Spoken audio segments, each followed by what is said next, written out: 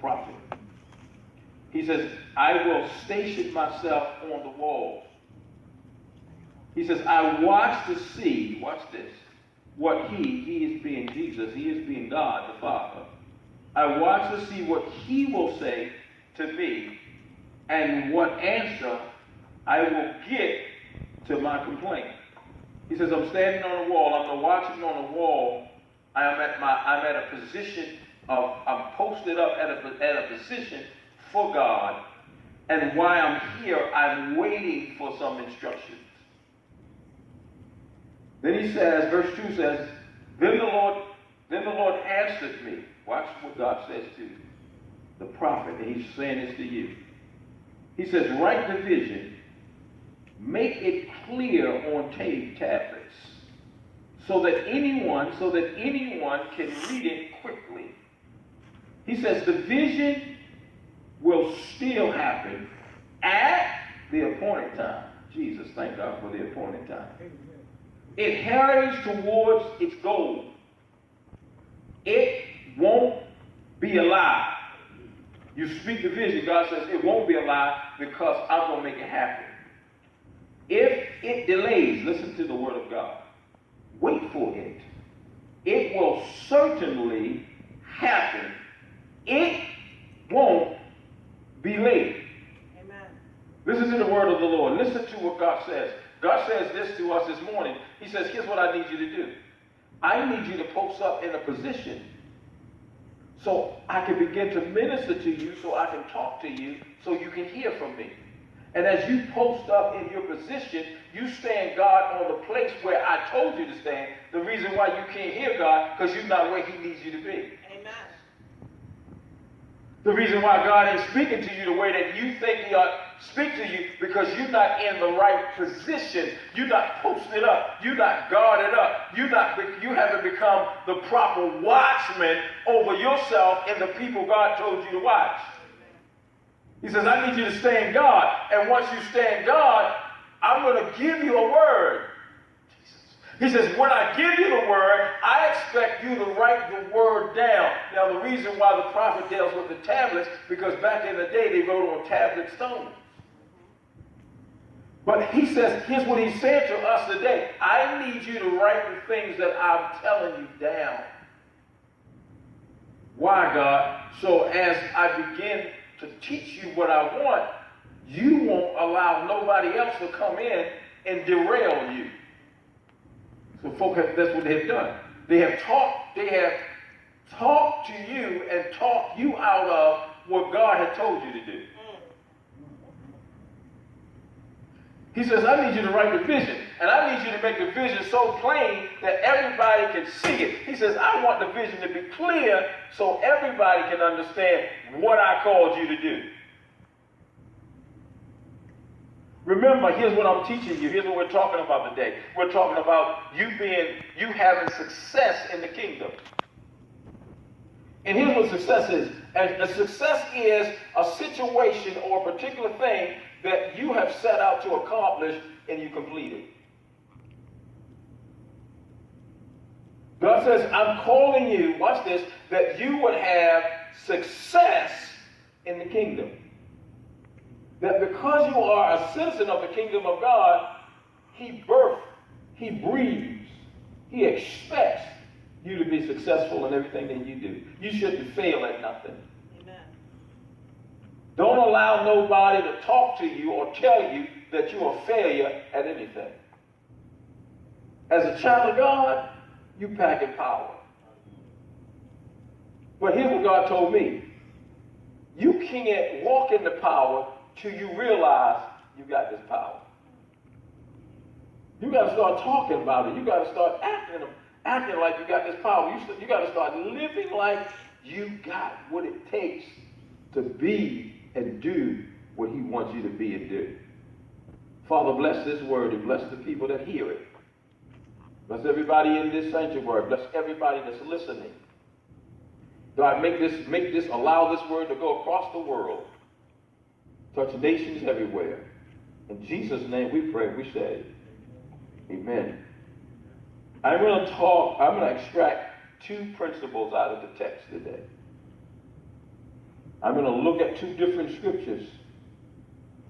And prayerfully, the Lord will deal with you differently and how you look towards success in your life. You can't make yourself successful. Amen. We know that because we done tried everything. Everything we try, we get almost there, and some things happen, and we do some things that we don't have no business doing, and we fall and we fail. Amen, somebody. Amen. But thank God for the grace of God, because His grace is sufficient. His grace will bring you to the place where He will make you successful. Amen. When you trust Him, when you lean not to who you are and trust Him in everything that you do. Real quick, I'm going to do this, and then we're going to get up out of here today. I need you to turn your Bibles real quick to Ecclesiastes chapter 9. And when you get to Ecclesiastes chapter 9, I want you to park at verse 1, and I want to deal with this, and then I'm going to go to the New Testament, and then we're going to be gone. Amen? But please hear a word for yourself this morning. In Ecclesiastes chapter 9, verse 1, we're talking about success as a citizen of God's kingdom. In Ecclesiastes chapter 9, I'm reading again out of God's Word translation. It says this. It says, "Now I have carefully thought about all this, and I explain it this way." Now here's what this writer talks about. Now I got to just let you know who the writer is. The writer is the wisest man that ever lived. His name is Solomon. And Solomon, in Ecclesiastes, he really deals with our life in such a way that it's meaningless, and he really deals with us. And what Solomon is really trying to do in Ecclesiastes to get you to realize it's not about stuff. It's not about things. It's about you understanding what God has called you to do, and then you not allowing people to stop you from becoming who God has called you to be. Is anybody here yet? Amen. Amen. I need you to really hear this, because this ought to change your life right here by itself. Solomon is really teaching us in the whole book of Ecclesiastes you got to think about who Solomon is. Solomon is the son of David. David being the king of Israel. He leaves, listen to me, he leaves the whole kingdom to Solomon. That's right. And here's what Solomon does. He advances the kingdom. Jesus, please don't miss the word. Here's what Solomon does. He takes the kingdom and he brings it further. In his prayer time with God, God begins to minister to Solomon, and some kind of way they get in a conversation, and God says, "What you want out of me?" And Solomon says, "The only thing that I need out of you, the only thing that I want out of you is your wisdom. Your way of working in the earth."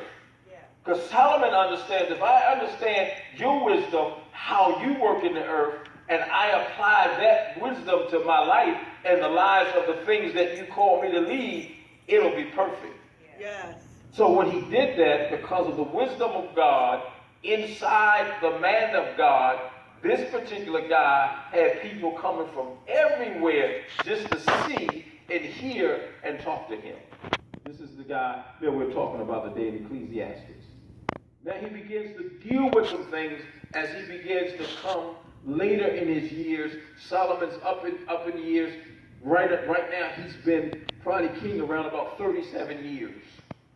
He has about 3 years left for his kingdom. Everybody who knows Solomon, he only reigned for about 40 years as king of Israel.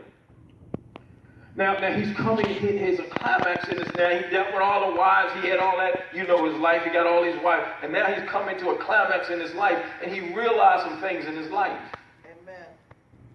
I want to pull a few principles so you can realize some things in your life from the man of God called Solomon. Amen. Who is, make no mistake about it, up until this day, he still is the wisest person ever to walk on the planet next to Jesus Christ. Okay. All right, I did all that so we can get into this. Ecclesiastes chapter 9, verse 1, it says, "Now I have carefully thought about all this." He says, "I've thought about everything that I've been through. Amen. And I explain it this way."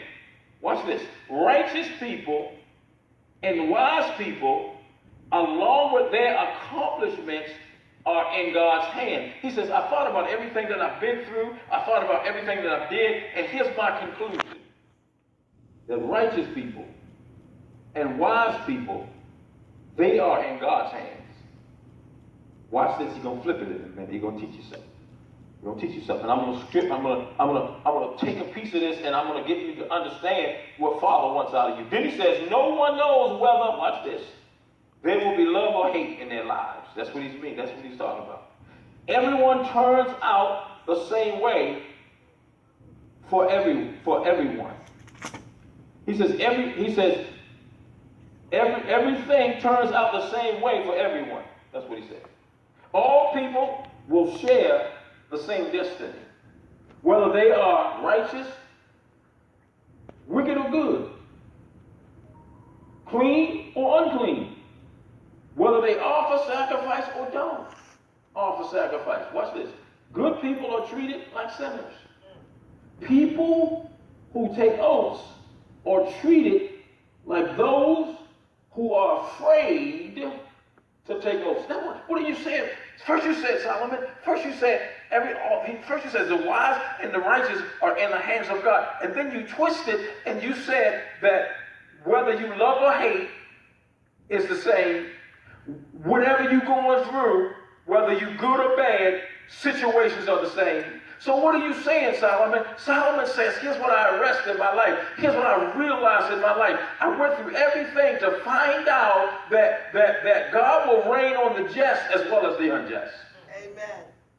Watch this. He says, I went through all this to find out that if one person do a certain thing this way and the same person come behind that person and he begins to do the same pattern, some of the same things going to happen.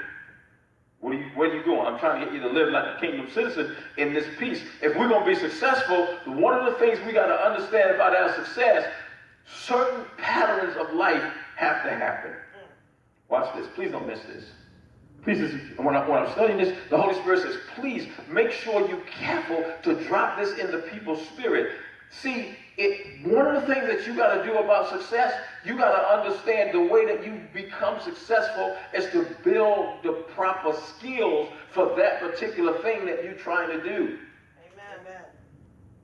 Whoever you are and whatever you're trying to do, you got to understand that it takes skill. And it takes lessons, and it takes learning. He says the wise and the righteous are in God's hand. So what the wise and the righteous got to understand, the way that you really make it is to do things right. Amen. That's right. You got to learn what's right, and then once you learn what's right, you got to start the pattern. Now here's what I'm trying to get you to see in this particular text. I'm trying to really pull this out. Well, whoever you are and whatever God called you to do, I don't care who he called you to be, where you at, you got to start learning how to be that particular person. You got to stop learning. You got to stop following what other people say, and you got to stop listening to the naysayers, and you got to start focusing on who God has called you to be. And when you stay right there and you begin to grow and you begin to learn, the process begins to happen. You just don't wake up one day and be successful. It's a process. And here's what you got to understand. Whoever you are as a kingdom citizen, the enemy know that God has called you to do a particular thing. And what he always tries to do is hinder you from becoming who Father wants you to be. You got to stop him in his tracks. And you got to do what God called you to do. And it has to be a process. Amen. Amen. Can I teach you this? You can't avoid the process. That's right. I'm trying to get you to understand. God says this. I don't care whether you love people, whether you hate people, whether you're wicked, whether you're wise, whatever you're going through, you can't duck the process. That's right. That's right. I don't know where you at in your life, and I don't know whether or not realize who God called you to be, but you got to go inside and really find out who you called to be and start processing that person into the planet. You can't let stuff get to you, because when things get to you, it aborts your destiny. I hear God speaking, and I hear God says, I'm ready for some people to do what I need them to do. I'm looking for some people without spot, wrinkle, or blemish. You know how you get rid of the spots and the wrinkles and the blemishes?